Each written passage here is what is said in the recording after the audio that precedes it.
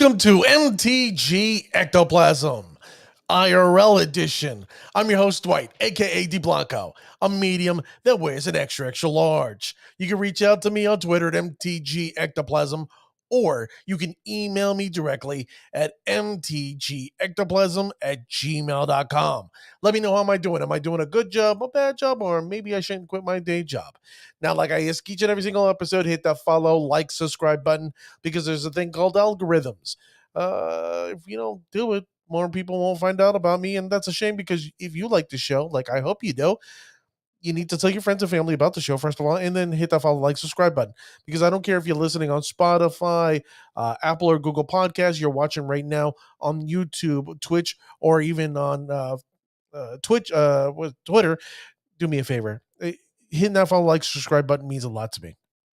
Now, like I do each and every single episode, I'm going to introduce a young lady who does all the little back work, the new deads. She's the one controlling the camera and different things that we're doing here. She's the one I call the Ravishing one. She's the one, the only, the Ravishing Renata. How you doing there, Ravishing? How you feeling? I'm feeling pretty good. Yeah, she sounds like you're jovial. You're giddy this evening. Yes. So what do you think of tonight's episode? I know I like asking you this every time, and you're like, oh, this is going to be fun. But realistically, what do you think of this episode? I think it's going to be it's, as always, it's going to be a good episode. Mm-hmm. It's going to be packed with lots of information. It's going to be a humdinger, a hootenanny, as they would say down south. You know what I mean? I'm only like, you won't believe this accent. You know, I have this New Jersey, New York accent, and I'm born and raised in Orlando, Florida. So I represent the 407 plus the 732. So that's a lot of math right there, putting together, and I'm really good at math, and I don't want to do the math. So, Ravishing, anything else you want to share with the listening audience? No. Okay. We're good. We're good. You know, we're still working on the Patreon. Don't worry about it, ladies and gentlemen. The Patreon is coming out shortly. Something occurred to us. We're like, oh, maybe let's just pull it back. Just, you know, ease it back. You know what I mean? Okay. So now it's time to bring in the guy who I have had on the show multiple times. This is a young man who, shall I say, is he's a special guest, but like he's like a co-host here and there. You can find him on Instagram at Fires at Atlantis, Fires in Atlantis, or Fires at Atlantis. Fires in Atlantis. You can find him on Instagram. He's a elementary school teacher who knows a lot about art, but he plays a lot of magic. It's the one, the only. He's not the old Dan. It's the individual who I call New Dan. So let's welcome to the show, New Dan. How you doing there, my friend? I'm great, man. How you doing? Oh, look at you. Really happy to be here. Oh, look at the background. It's nice and sunny over there in the, what shall we say, the Jersey Shore. We are at the Jersey Shore. Well, you at the Jersey Shore. I'm in the center of the state, next to Trenton, where, you know, it's true. Yeah, you're a little bit out west. I'm right on the beach. I'm literally as you can tell. For those who don't know, like if you ever seen Six Flags, I'm literally 10 minutes away from Six Flags Great Adventure. So my life is an adventure, and I enjoy it. Yeah, I like you know me. I work like 5 minutes from where you live. I love that area. It's a great town to ride through on the motorcycles. So if you ever want to trade houses, let me know. I'm willing to move to the shore, and you can move out here. I'll pass, man. I got to be close to the beach. Love your house, but I got to stay out here. I hear you. Plus, New Dan's in this new room that I built, so I know. So you built a beautiful new room. Your Florida room. It looks good. So, bro, I'm still waiting for y'all to come out and jam some cards out here. You know, I built this room to play cards, so. Oh well, you know. I got a sliding glass door that separates the audio from the rest of the house. But we didn't discuss any like snacks or adult beverages, so that's on you, my friend. I brought one for myself. Oh, okay. And I've got one for you. Oh, okay. Well, thank you. I'll definitely pour it into my MTG Ectoplasm. Yeah, I'll just be sipping straight from the can because I am a pour. Okay, there you go. So, Dan. Yes. For those who don't know, you end up going to a thing called Commander Fest that was sponsored by Card Titan. They're friends of mine, also known as Top Deck Games, based out of Haddonfield, New Jersey. That's near I didn't know that Card Titan was Top Deck. Oh, yeah. Card Titan is top deck. I didn't know that. That's Yeah, brand new to me. they do eternal weekends during the summer, so they're used to this big turnout. Last time I went to one of their events, it was a legacy event, and I ended up taking, what did I bring? Oh, I bought ley lines just because I was like, you know what? Nobody plays this stupid deck, and nobody's going to expect it. I'm going to just throw ley lines together, and I played ley lines, and How'd you do? I went like 1-9. Okay. I have a ley lines deck that I think is pretty good. I actually turned 2'd it just the other night against our group. I don't think you were on that call. No. It runs it's a bunch of ley lines, Sphinx of Foresight, so I can look at the top couple cards of my deck. So I know what my first draw is going to be, and I can plan ahead for that. It's got Sanctum Weaver and a bunch of fast mana like Simian Spirit Guides and Lotus Petals and Gemstone Mines, and runs Freed from the Real. Oh. So the plan is to have ley lines on board and get my Sanctum Weaver either out turn 0 or turn 1. So turn 2, I can go infinite with it on Freed from the Real, and play a Torment of Hellfire or whatever I need to. Ooh. Yeah, it turned to the table the other day. It felt really good because it was the first time it worked. But it's kind of like my edition of like a budget legacy ley line deck. Well, the deck is technically hit or miss, and that's a lot more miss than hit. That's all I'll say about the deck.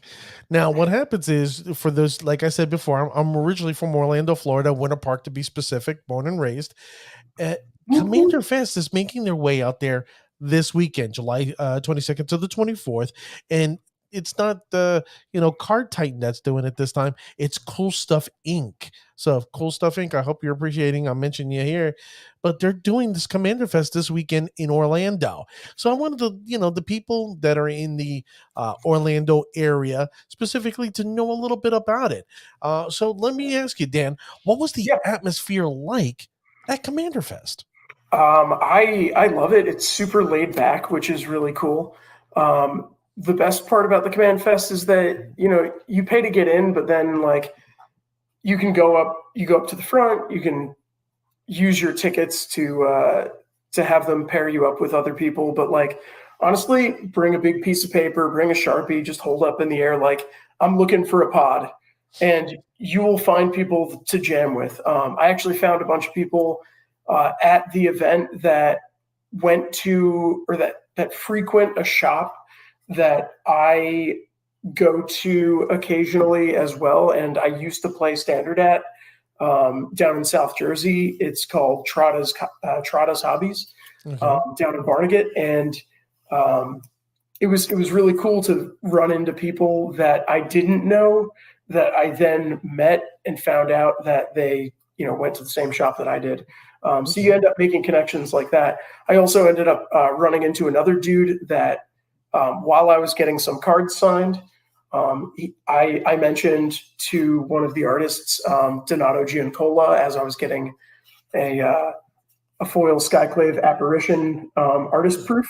Ended up grabbing one of these. Very appropriate for a spirited podcast. Yeah, it was I thought so. So I wanted to show you that. I ended up picking this up. But as I was getting it, and as I was picking that up and getting it signed, I mentioned that I wanted it for my signed deck. And then this other dude who was getting his card signed was like, "Oh, you got a signed deck? Let's play signed decks." So we played in a pod with each other against two other dudes from New York, and we played our signed decks, which was pretty fun. Oh, that sounds cool. What were the reactions? Like, oh, you got a signed deck. What the? It was very much like, oh, wow, that's super weird, super cool. I didn't get the reaction that I wanted until the game with the dudes that I met from the shop that I used to play at. They were like, "That is amazing," and I was like, "Thank you." But in our play group, the signed deck, there's other dudes, like Mike has a signed deck, and Chuck is playing with like alpha cards unsleeved, like stuff like that. So it's like, oh, it's cool. Like your modern deck is fully foiled with all the alternate arts. So it's my signed deck in our group is kind of just run of the mill. Well, see, my thing is that, learning from our friend Chuck, my deck is completely, I don't care. It's like not one sleeved, it's double sleeved. Yeah. It's in a airtight container. So, the freshness is locked in. So I don't have to worry about humidity, so on and so forth. You know what I mean? So every time you crack it open, you get that new deck smell. That's right. It's like, smells like wizards. Yep. So let me ask you, how was the turnout? Was the venue large enough, or was it too large? Yeah, I've been to some events where they didn't have enough space. They didn't account for the number of people that were going to be there. There was Magic Fest, 2019 or maybe 2020? It was 2019, right before COVID. That did not have enough space. They did not account for how many people were going to be there. It was huge. It was an enormous event, and they ended up running out of tables to play. And they ran out, like the modern event, the legacy event, like every event was sold out, and there were just people standing by, just going like, "What do I do now?" And then signing up for the events that you could just jump into.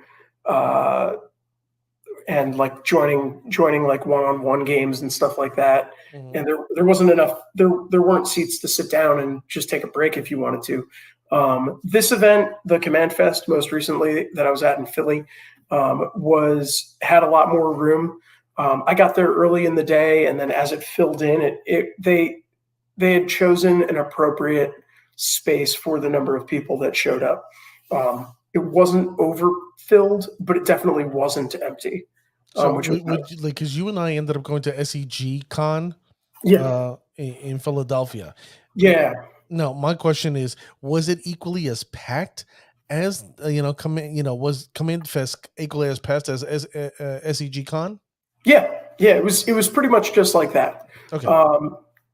Different layout, obviously, because that was at the Valley Forge Casino, and this one was at the Philadelphia Convention Center in I guess Midtown Philly. I've been there for tattoo conventions. It's great. I love that place. Yeah, it was a huge venue, and we were only occupying one event space in it, but it was enormous, which was really cool as well, because there were a number of events happening there that were equal in size to that one.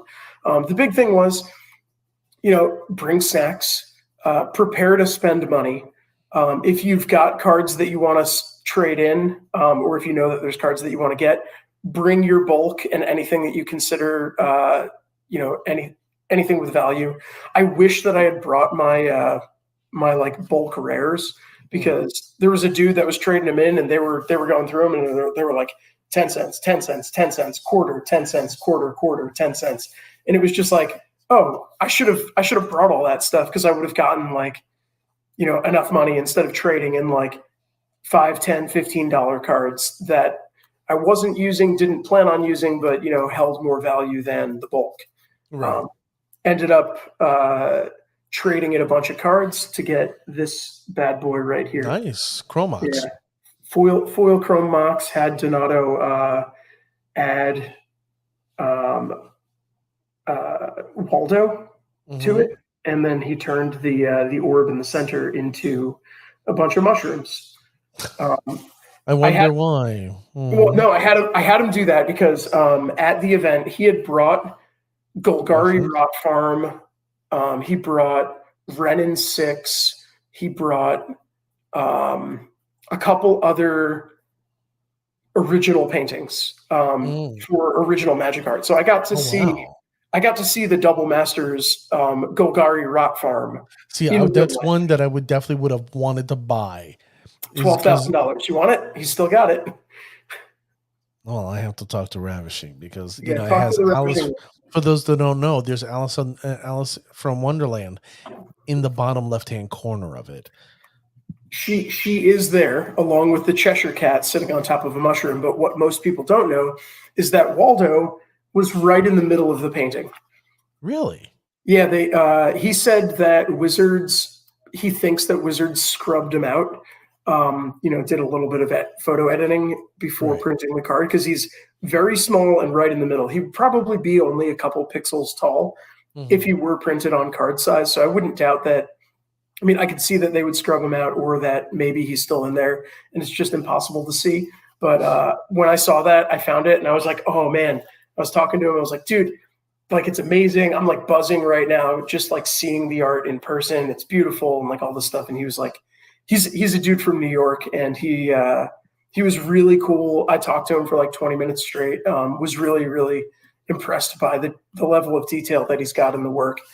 So I wanted to make sure that I captured that moment and that memory in my Chrome box. Okay. Really happy I did. Now let me ask you another question. Yeah, the vendors, was there just one vendor or was like multiple vendors? Oh, or God, did just so Card Titan just control everything? No, man, it was Card Titan, it was the comic book store, it was a number of different vendors that were kind of all over, Nice. spread out throughout the venue. I can't remember who I traded cards into, but I ended up paying $10 for this Chrome box after trading in a bunch of cards that I wasn't using, so I was pretty stoked about that. Ended up getting a couple other cards as well, like an Artist Proof Wasteland from Mark Poole, heavily shifted as well, which I was pretty stoked about. It's like nearly printed at the very top of the card, so it's a nice little minor misshift,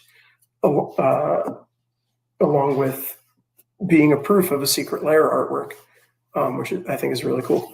Great. Well, let me ask you, because for those people that are going to be at the Commander Fest this weekend in Orlando, or if you're going down to Orlando just for the Command Fest, you're hearing how much fun it is. So, Dan, let me ask you, when you were playing against other players, was it basically one-on-one, or is it what I've seen is like a free-for-all with 4 people? It was a 4-player free-for-all, heavy politics, as always, in a Commander pod. You know how that goes. Good looking. Don't it hit me. It's okay. Yeah, pretty much. It was. I got nothing going on. I just have a waste. I have my Mazavith and I have a Vesuva that's also a Mazavith. Stay away from me. I'm also playing Michiko Kanda, who says if you attack me, you're going to have to sacrifice permanents equal to however many creatures you attack with. Stuff like that. You know my deck. It's Stax Pillow Fort. Which is super fun. It's super fun to play against. Ended up comboing off with Walking Ballista and Heliod in that game. I think I tutored it out with, I can't remember. It was one of the Rangers, Ranger of Eos or Captain Ranger, whichever one can be sacrificed for basically creating a silence. I'll look it up. It was a good game, but I think more so than anything else, more importantly than anything else, was the turn 0 conversation that we had in advance, and it was a lot more in depth in this conversation than I think I've ever had at an LGS. Because so you basically guys talked about if how the power level of your decks, like for example, if it was like a CDH deck or just a casual commander deck or like a above very expensive top tier commander, like casual commander. It was a lot of that. It was a lot of conversation about do you have fast mana in the deck? What do you consider fast mana? Like what's your threshold for your fast mana? Like, are you playing like I've got a Soul Ring and I've got a Lotus Petal, or is it like I've got a Mana Crypt, I've got Jeweled Lotus, I've got Soul Ring, I've got Lotus Petal, I've got Mox Opal, I've got Chrome Mox. Like, how many pieces of fast mana do you have? What is your win condition? Are you winning primarily through combat? Are you trying to do commander damage? Are you trying to do an infinite combo? Are you trying to lock the game out, which is what one of the win cons in my deck. How are you doing that? The conversation was pretty in depth, and it basically came down to like we we want to play high power games, but not CEDH. You want it to be, casually appropriate. Yeah, exactly. Like, so my deck is built around Heliod, Walking Ballista, with a number of tutors that are going to pull that out. Whether it's something like Enlightened Tutor, which is going to get it out quick, or using a creature tutor at 3 mana, like Recruiter of the Guard, that's going to allow me to help to find those pieces when I need them. Things like that, other stacks pieces that are going to make the game more difficult, or also trying to lock the game out. But, I don't, unless we sit down at the table and it's like, all right, let's play CEDH. I think the conversation, you really, like, it's okay to say, like, this is what I have in my deck, and we're going to have a fun game based around that. And, like, divulging that information, I don't think is a problem. Right. If you're playing CDH, you go, all right, what are we playing? All right, cool.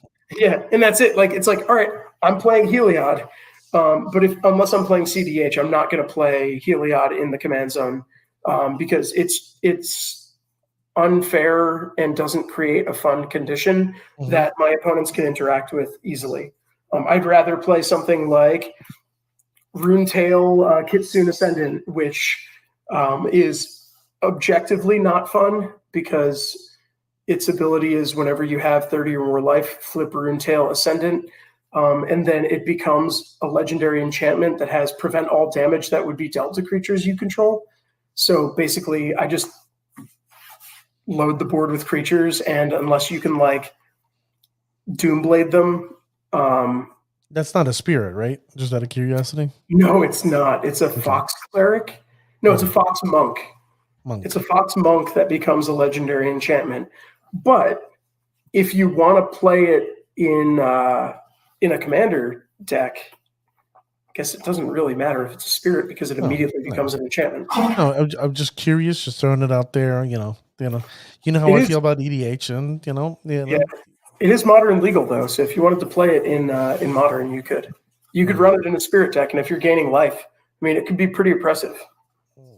It's just not a spirit. But you're not trying to play it as a spirit, so you're trying to play it as an enchantment. Okay. Well, let me ask you, was there anything different that you wish that Card Titan would have done differently? Or do you hope something that Cool Stuff Inc. will do for the people in Orlando? Food. There was no food. Zero food. Your complaint is not, lack of air conditioning, or the fact that not enough card shops there. Artists, table sizes, chairs, bathrooms. It's food. Yeah, it was. Yeah, all of the other things that were there were great. They had good artists that weren't, or that aren't commonly seen. I mean, Mark Poole and Brian Wakwitz, they were both there. I've seen them before at events, but Donato I haven't seen, especially not around here. And Mark A. Nelson, I don't think had been seen for a while. Really wanted to get some of his new art signed, but I didn't have any of them because Boulder's Gate had just released when the event happened, so I didn't get the chance to get a couple of those cards to have them signed. So the artists were good, the vendors were good, the vendors were very fair. The organization of the events and the way that you could get yourself into a pod or join an event or whatever was good. It was a comfortable climate. They had enough space for everybody, but there was no food like anywhere around that venue. You had to walk out of the venue and travel around to go get it, which was kind of a bummer. I wish that there were something in the event where you could have purchased some food. Okay. Yeah, that would be my only complaint. Okay, that's a fair gripe. At least people in going to Orlando this weekend for Command Fest. At least they're like maybe I should bring some snacks. Maybe I should bring a drink with me. Yeah, Just to be safe than sorry. Maybe I should bring a whole bunch of bulk and potentially sell it. So who knows? your bulk. Bring your bulk. Sit down at a vendor and just be like, "Hey, I've got all this. Tell me what it's worth." So was it worth going? Oh, 100%, dude. 100%. You know, I you can wanted to go, but due to unforeseen circumstances that were beyond control, I had to save some money. I get that. I couldn't go this time, but Yeah, bro, you had to dump all your money into those new sunglasses you're gonna buy. well, for those who don't know, I had a laser correction, vision correction. It's not LASIK, but thing called PRK, and no more glasses, ladies and gentlemen. I'm now visually paired, not impaired. Yeah, I think I'm you're visually paired. visually paired. You are paired with your vision. I'm paired with my vision. I You're have paired with Bluetooth your vision. eyes. Yeah, exactly. Your eyes are fully connected. Fully connected. No, of the 100% bars. Well, Yeah. let's say 75%. My vision's like 70% or 75% right now. What it was because you were blind. Oh yeah, I was horrified. My glasses were so damn thick I could see into the future. Yeah, man. Okay. Yeah, they were. They were Coke bottle bottoms. They were awful. Yeah. So yeah. Go ahead, Dan. What were you gonna say? I was gonna say you can pick up some regular sunglasses now. Yeah. Which is nice. I already did. I purchased them. Good for you. Good for you. I'm ready. I even bought motorcycle sunglasses to stop the wind from going underneath and then around the side. Oh, you got the ones with like the foam fabric around. Mm-hmm. That's nice. So I'm ready. So whenever you're ready to ride, and not this weekend because it's supposed to be 100+ degrees. So I think I'm going to take the if I'm allowed to make the trip up to Tcg Con, I'm going to go up there. Yeah, for those who don't know, this weekend in New Jersey, Edison to be specific, there's Tcg Festercon. Trading card game convention. I don't know who runs it, but there's going to be a bunch of vendors there. They've got a big Magic the Gathering section. They released the map recently, so they've got a big section for where Magic the Gathering tournaments are going to take place. They've got Yu-Gi-Oh, they've got Pokemon, they've got I think they've got Dragon Ball Z, Flesh and Blood. Basically any card game that you want to play. It's a trading card game convention. They're going to have voice actors from some of the TV shows. I don't know any of them because I don't watch them. But they are going to have a voice actor. I'm really good with this New York accent. Let me just tell you. Walking over here. Hey, with your merfolk, I can drop them in the East River with concrete slippers. You know what I mean? They'll be sleeping with the merfolk fishes. Sleeping with the master of waves. Exactly. So I'm looking forward to that. Hopefully I'll be able to make it out there. I think we're going to we talked about potty training my 2-year-old this weekend, so I might be fists deep in pee and poo. If I'm not, I'll be fists deep in landing my Heliod combo. And hopefully doing that.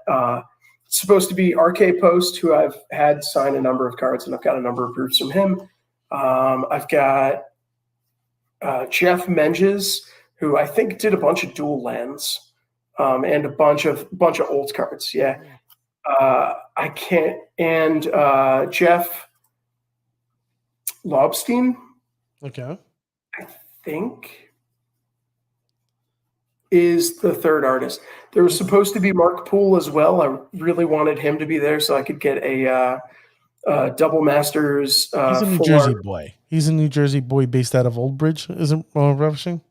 I don't know. If I remember correctly. Yeah, you think he's based out of Old Bridge, New Jersey.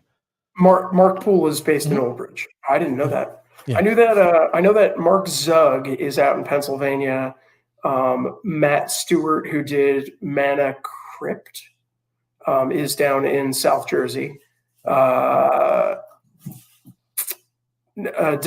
is in in New York.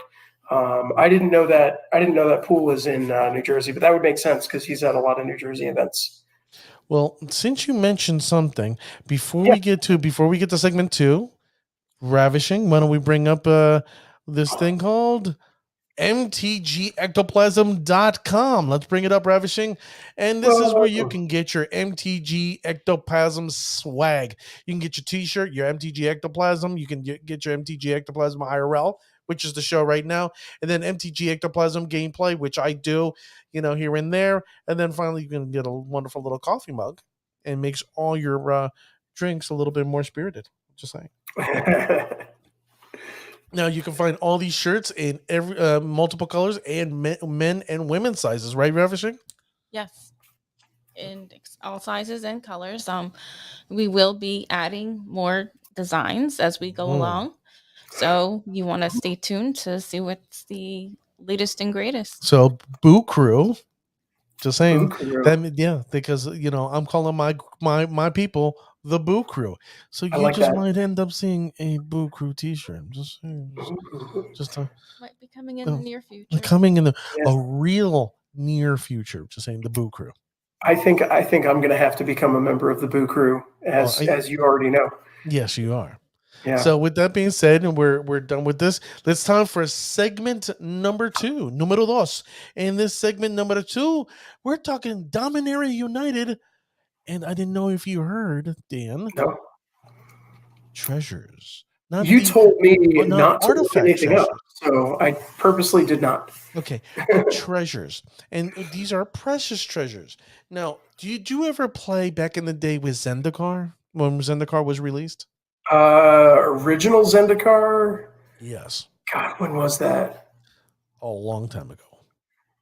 Was when that the Eldrazi's first appeared on Magic?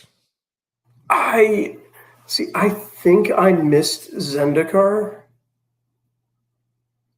I can't remember. There's a part of me that thinks you missed Zendikar too. I think you came in a little later. I started around. Well, I played when I was like. What was the set that you came in? 8 years old, but and then I didn't play until like New Phyrexia. Okay. I played when New Phyrexia was in Standard up until before Born of the Gods and all that stuff. Basically, I played until right before they changed to the newest border style. Okay. You know what I mean? It was like 8th, 9th edition. No. I played in Modern, but I stopped playing before they switched to like the newest border style. Okay. Now, the only reason why I bring this up, Dan, is that when Zendikar originally came out, WotC did something unique, did something different. And for those who have Zendikar boxes, they're going to be a little bit jovial and giddy hearing this because they may not be aware of this. WotC went out there and they went into the secondary market and started collecting and buying rares. They were buying Black Lotuses. They were buying Moxes. They were buying Power 9. They were buying all these expensive cards. And then here and there, I wouldn't say once in a, like probably one in every 25 boxes, they would throw that little precious card in one of the booster packs. What? Yes.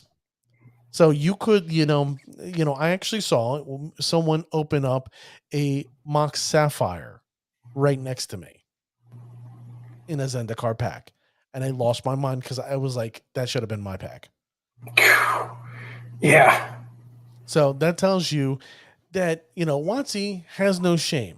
They're willing to go out there and spend the money here and there and then give you these little wonderful nuggets out there, these little golden, Willy Wonka golden tickets of lottery back in the day. And that was Zendikar, because Zendikar was the set where you were to explore. You were supposed to be like the Indiana Jones and discover new things. And what we ended up discovering was Eldrazi and all these wonderful old school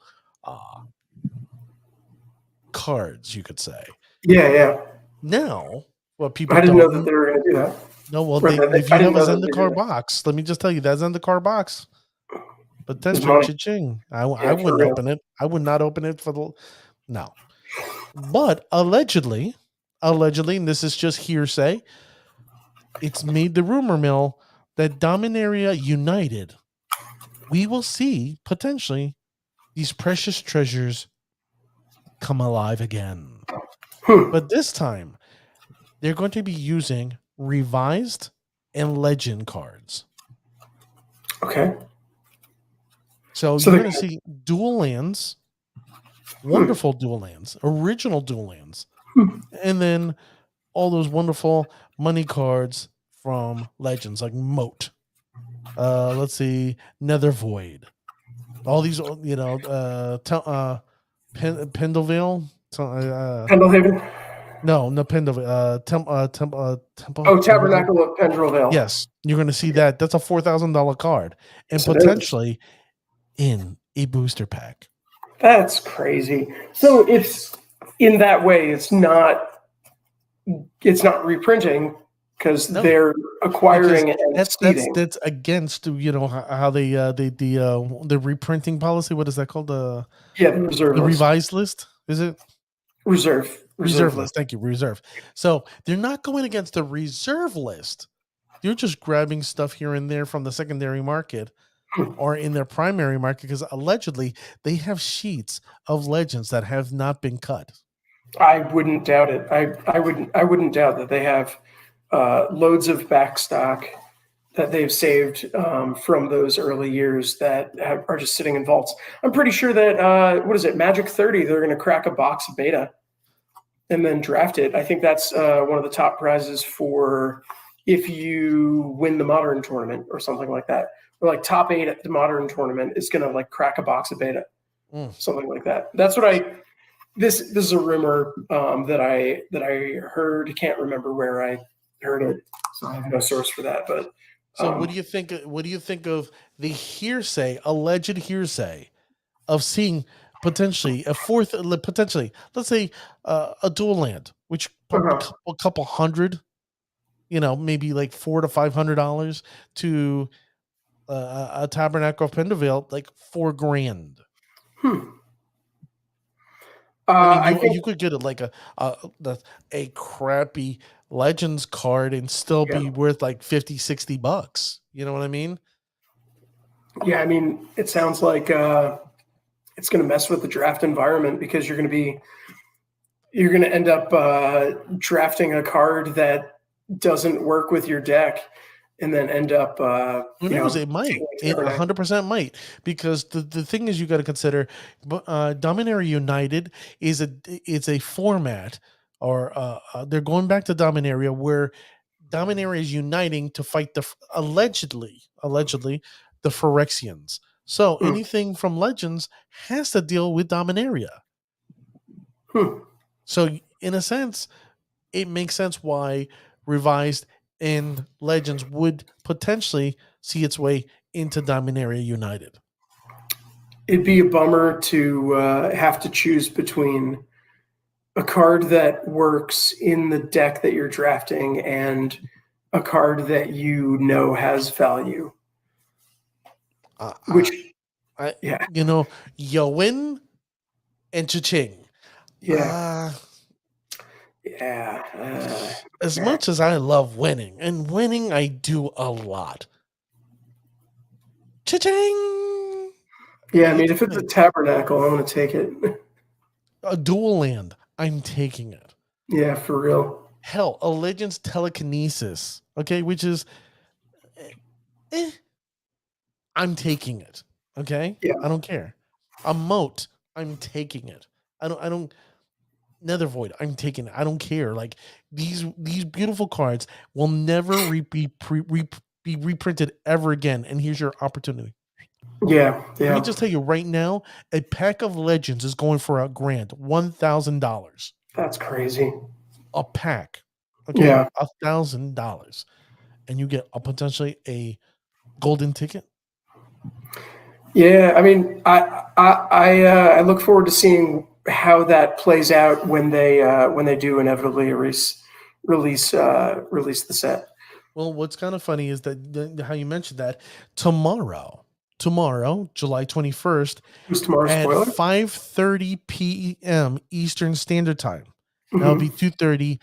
2:30 Pacific time, but 5:30 Eastern Standard Time. WotC's doing their preview on Twitch for Dominaria United. So I think it's a moral imperative that I know I'm going to be watching it at 5:30, as much as I probably would like to take a nap because it's going to be over 90 plus degrees here.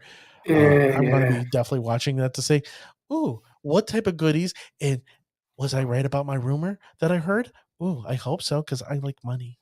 Oh boy, yeah, it's going to be hot tomorrow. And I'm telling you, like, if that rumor is true, I'm telling you, I'm buying like maybe a case just because. Yeah. Buy a case and hang on to it. Oh, Yeah, who was saying that rumor? Was that like WotC saying? It allegedly came out. It got spoiled on Reddit. The Magic Historian on YouTube ended up talking about it. So it's alleged hearsay that people like. This is going out, and I'm telling you right now, this is no bullshit. Just telling you, no bullshit. So tomorrow, July 21st, 5:30 3 p.m. Eastern Standard Time, we'll find out if the rumors of revised and legends potentially in the booster packs. Yeah, I would love to get my hands on some dual lands. Now, for those who don't know, Dan, you came up and said, Dwight, I want to do a thing called Zero to Hero. And I'm like, share with me, because this sounds like a Disney thing called Hercules. But that's no here or there's Hero to Zero. And you're like, Dwight, I want to grab a Pioneer deck, and I want to compete with it. And what I want to do is do a thing with you where you take $20 and improve the deck. You take $50, improve the deck, or you take $100, improve the deck. And you're like, I don't know. I don't know which deck to go with. But, you swayed me with the spirits. And you ended up buying the Azorius, Pioneer Challenger deck. Yeah. Yeah, I don't have it in my hands right now. It's not here yet.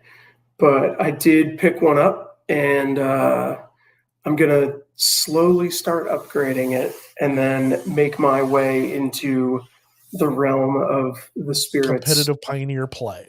Yeah, competitive Pioneer play, playing the top deck in the format.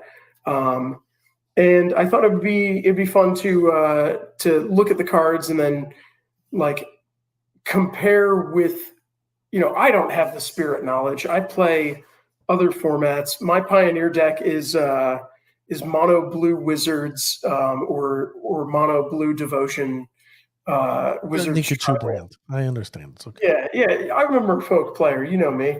So blue's not outside my wheelhouse. Adding white into there, I'm like, whoa, hey, what's going on here?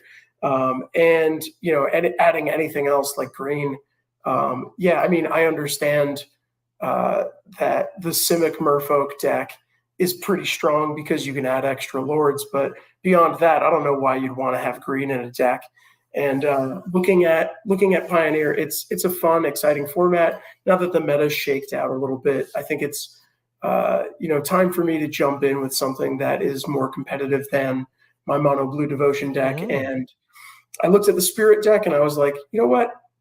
This looks like fun. Plus, there's a good community with a lot of resources out there that can help me figure out exactly what the best things are going to be to play. Now, I thought that it would be fun in the future, not now because I'm not prepared for it and I don't have the deck and I haven't looked at it. It'd be exciting to look at that deck and then give the listening audience, the Boo Crew. Well, not even the listening audience. I want to compare with your notes, and I want to talk with the listeners about what they would recommend to do with my first $20 in the deck. What would be if I had $50? How am I going to upgrade that deck? If I had $100, what am I going to upgrade that deck? If I had an unlimited budget, I'm going to play Burn. But what? No. If I had an unlimited budget, what do I do to make it the top deck? Is there anything that I want to keep that's in the deck other than the basic lands, or are there things that we're gonna change out and keep in the deck? I'm pretty sure it's got Brazen Borrower and Mausoleum Wanderer in there. There's two. I have other Brazen Borrowers that are sitting outside of decks right now, so I think they're getting signed. See, the wonderful thing about Spirit Stand is that there's 3 poisons that you have to pick. That's the Mono Blue Snow, the Azorius, and then you got the Bant. So, thanks to my friends, Zach Fink. Thank you, Ravishing. Zach Fink. He's been kicking ass with the Mono Blue Snow build. I've been getting better with the Azorius build, and then you got Remth, the Brazilian Spirit Master, who does the Bant. So, you have 3 of us out here. Even Andre Segura, the Spirit Master, U.S. Spirit Master, based out of New York, Syracuse region, he plays all of them. So, you're going to have to... And there's a guy named Sam. I forget what the guy's first name is. He's a pretty good YouTuber. Wears these flashy red hair. I'm jealous. And he just came out with a guide, a sideboard guide for people who play Mono Blue Snow build. I'm gonna look at some of the builds, and then looking at those builds, looking at some of the primers for those builds online. I'm gonna try to figure out, on my own, what are the cards that should come out immediately, and what card should go in right away. To upgrade the deck to be, that's kind of what I thought. Anything that's entering tapped, that's obviously not a competitive build. I don't know what the deck has in it, but I'm going to look at it and be like, this is crap. And I'll probably choose cards that are actually really important to the deck, but I don't know the deck. And this is going to be a learning experience for me and for anybody else that wants to pick up the moderns or the Pioneer Spirits. I thought that it'd be a good place to start with the Pioneer Precon. You can get it for under $40 from a lot of different places. Obviously, going to your LGS. Yeah, your LGS first. If they don't have it, then seek it elsewhere. But you can find it cheap, and it's got like almost twice the value in cards in the deck. So yes, it does. Yes, it does. I've been, considering buying another. I'm thinking about buying another one and giving it away before Christmas as a Christmas giveaway. I got to talk to Ravishing to make sure that's available to me. Ravishing, just saying. And you know what? You know how you enter. You know how you enter for that. You can enter into the drawing to win the Pioneer deck, sealed and signed by D Blanco. The medium who wears an extra large, by joining the Patreon as soon as it starts. Okay, there you go. I like that. Your entry to the Patreon, or your joining of the Patreon, is how you're going to enter for that drawing, and along with the other benefits that you get. Let's not get crazy. That's not out 100%, but it's a good start. It's a good consideration. Now, the reason why I brought up Zero to Hero is because I'm proud of you. I'm taking you away from Merfolk and bringing you to the spooky side of life. I'm going to stay in Merfolk and Modern. That's my deck, man. I'm going to convert you. Don't worry about it. I'm going to proselytize this thing to convert you. Now, the reason why I bring this up is because, Dan, I don't know if you heard, but allegedly I got my hands on the images of a spoiled Pioneer for 2022. No, I haven't heard anything about it, and I'm excited for it. Let's bring it up, Ravishing, and show our friend New Dan the potential new Pioneer decks that are coming out this year. You're going to have a Dimir Control deck. You're going to have a Gruul Stompy deck. You're going to have an Izzet Phoenix deck, and then Orzhov Humans. This is allegedly the boxes for these decks. Are any of these decks good other than Izzet Phoenix? What I will tell you is that Dimir Control is not bad. Dimir Control is not bad. Okay. Not bad. I know Izzet Phoenix for a while was like a Phoenix big deck. If it's fixed correctly, okay, and you put the right stuff in it, Yeah, it can Very be. good. It can be very Gruul good. Stompy. It's Yeah, I not don't know. bad. It's not bad. Now, Orzhov Humans, I'm going to be honest with you. Not a great deck. Realistically, there's a deck right now. I think it's like 4-color or 5-color humans. That's a lot Okay. better, but this is a good beginning place Yeah, I heard it. for this. So what I'm going to tell you, ladies and gentlemen, I'm going to be doing an episode this weekend, and I'm going to be discussing not these Pioneer decks, but the upgraded version, and letting you know what is out there competitively with these, because you're going to be like, holy crap, are you kidding me? Like, this is in there, that's in there. Well, bring that up, Ravishing. I know you want to bring up my friend Jamel. Hey, Jamel, how you doing, my friend? Long time no see. This is the young man who ended up getting an MTG Ectoplasm t-shirt shirt, and he's telling me, Whoa. get your Patreon, get your Patreon, get your Patreon. I was like, Yeah, bro, you gotta. I've been telling you. I've been promoting your Patreon for weeks. Patreon's coming. it's coming. It's coming. We're trying not to procrastinate. We just want to make things. We don't want to half-ass. If we're gonna do something, we're gonna whole-ass it. Yeah, wait until you start your Discord. Is someday Spirit Discord? Yeah, maybe. I already got the thing up there. It's just got to release it to the public. Yeah. Just got to figure out the right content and share all my wealth of spiritual knowledge. So, Dan, let me ask you, since you're doing the 0 to hero with the spirits, are any of these that entice you? Do they tickle your fancy? Dimir Control. Dimir Control tickles your fancy? Yeah. And is it Phoenix? They both have blue. Mm-hmm.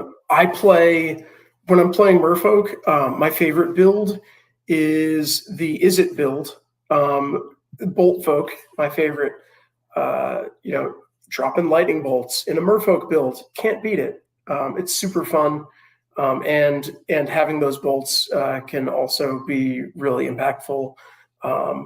Against some of the low CMC creatures that other decks are playing, and also just to get that extra like point of damage through after you've swung with your your master of the Pearl Trident and other things like that. So let me ask the listening audience and viewing audience, is there a particular deck that has your interest? Reach out to me at MTG Ectoplasm on Twitter, or email me directly at mtgectoplasm@gmail. Let me know. I know, let's be honest with each other. You're spirit people. I feel it. I feel the Boo Crew. But is there a deck here that you go, I might just purchase this just for ish and giggles? Would it be the Dimir Control, the Gruul Stompy, the Is It Phoenix, or the Orzhov Humans? Just out of curiosity. If you want to come in chat right now in the chat board, I'm curious, because I'll be quite sincere with you. The Gruul Stompy, just saying. Yeah, you think so? I'm sorry, that dragon out there. What's the dragon? I don't follow Pioneer, so I don't know. Well, I'm going to let you do your own research, but I mean the second favorite I have is As a Phoenix. I have no love for the Dimir Control just because there's so many planeswalkers in it. I'm like, there's like 3 or 4 planeswalkers. I'm like, oh, is there? That's a bummer. Well, yeah, I'm not a huge fan. Like I said, ladies and gentlemen, come and watch this weekend. I'm going to be discussing each one of these decks and their competitive version this weekend. So hopefully you're ready, you're excited, you're jovial, you're giddy about it. Just make sure that you're at least 13 years old. Hey, look at this. Jamel, come in. Phoenix is going to be good.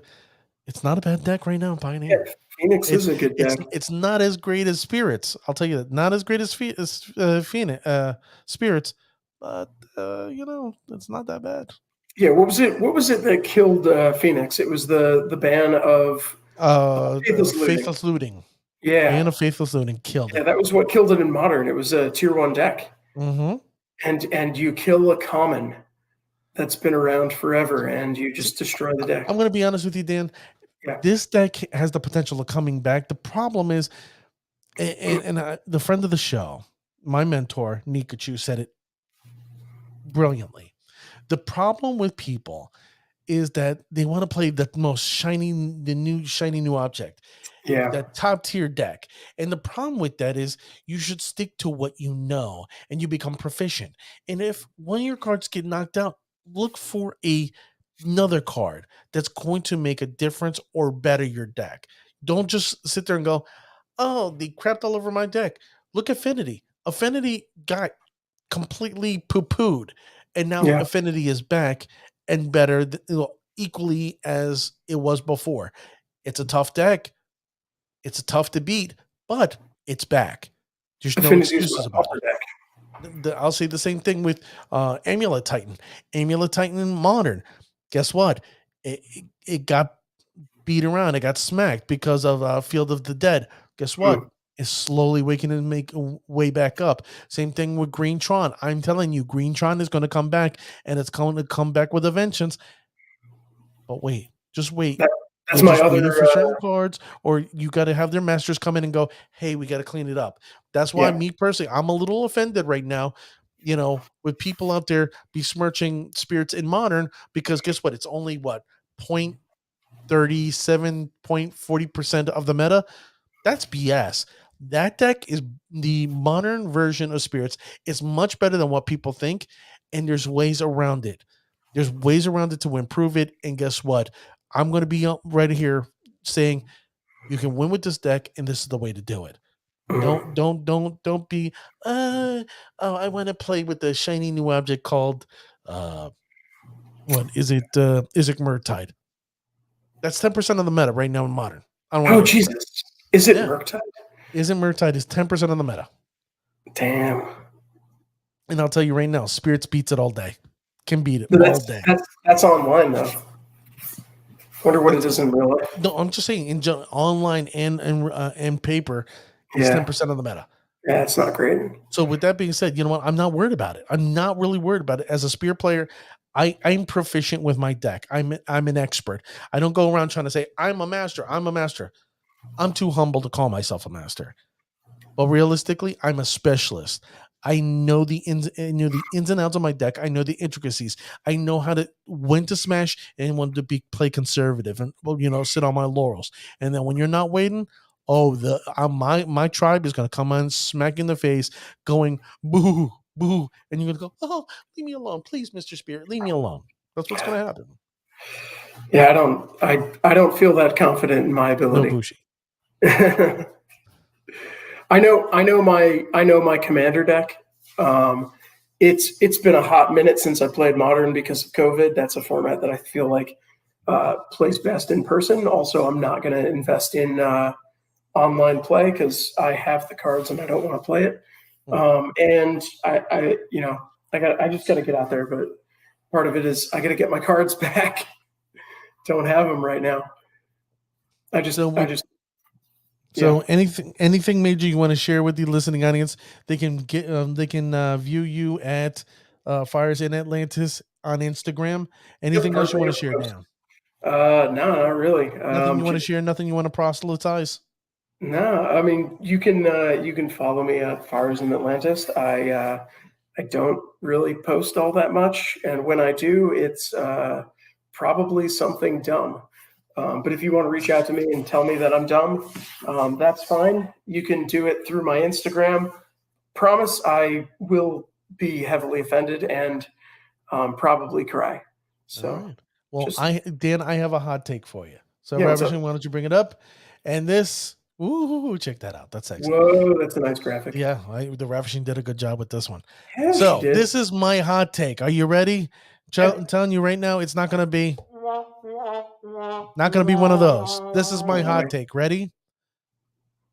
Dan is going to fall in love with Spirits in Pioneer. And he's going to come back and go, maybe, just maybe, I should consider building it in Modern, but I'm a cheap guy and I'm going to stick with my merfolk. I mean, what is the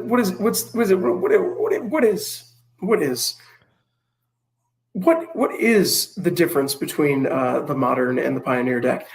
We should talk about that on the next show. And look at that! Look at that! Yeah, that's Dan is coming out going, hey, you know what, Dan, you know what, for coming with that gem, that's a magical segue to a future episode. So with that being said, ladies and gentlemen, I want to thank you for being here. You listening to us talk about Commander Fest, especially how he went down to it, and it's going to happen this weekend in Orlando. Hopefully you guys have fun. It's brought to you by Cool Stuff Inc. You heard us talk about Dominaria United, about the potential rumors. We'll find out tomorrow at 5:30 Eastern Standard Time PM. We'll find out on Twitch on Wizards thing, and then you got to see spoiled Pioneer decks that are coming out 2022 later on this year. So hopefully, we gave you some insight, make you chuckle, make you giggle, and that's new, Dan. What can I say? So with that being said, ladies and gentlemen, the next time you're kicking your opponent's ass, make sure they say, "That's Bushi."